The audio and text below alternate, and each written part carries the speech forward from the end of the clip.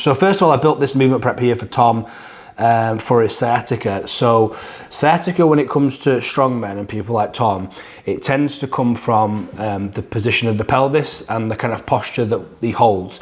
So if you look at Tom, especially side on, you can see that his pelvis is anteriorly rotated, which is a common adaptation that you get from strength training.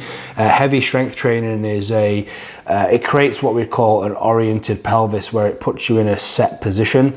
But obviously the sciatic nerve and the way in which it goes through the spine and into the like piriformis area, it's individual on every single human. So I've made him spend a couple of minutes rolling each foot at the start of his session. I've then given him a posterior capsule stretch.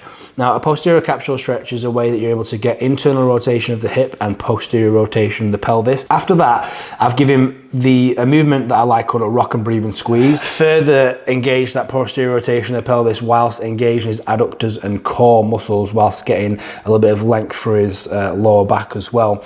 He's then going to superset that with a glute bridge isometric. So this is so that he's able to contract, basically get his pelvis more neutral and then get his glutes firing properly in hip extension, which is going to relax his hips, and it's going to get his glutes to engage and get that lower back to just let off a little bit, because when he's in anterior rotation, that lower back's shortened. So putting some length for it, then giving the glutes the ability to stabilize, which is going to help relax off those hip flexors and let the back do a little less work. Barefoot single leg balances with eyes closed, 6 seconds left and right. So the goal of this is, I've just reset his pelvis, I've reset his hips and got his glutes firing. I now want him to increase the connection between his foot and glute, but also enable him to find center of mass, so to be able to bring that center of mass back slightly. So he's basically closing his eyes, balancing barefoot, one leg, eyes closed. Tom really struggled with this when he first started because his center of mass is all off. So when he actually tries to balance, he falls over.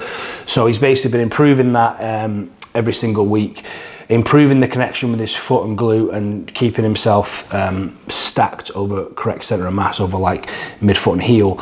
And then this movement prep's been going really well. He's had no symptoms. He's been able to handle more volume on his deadlift, going really well.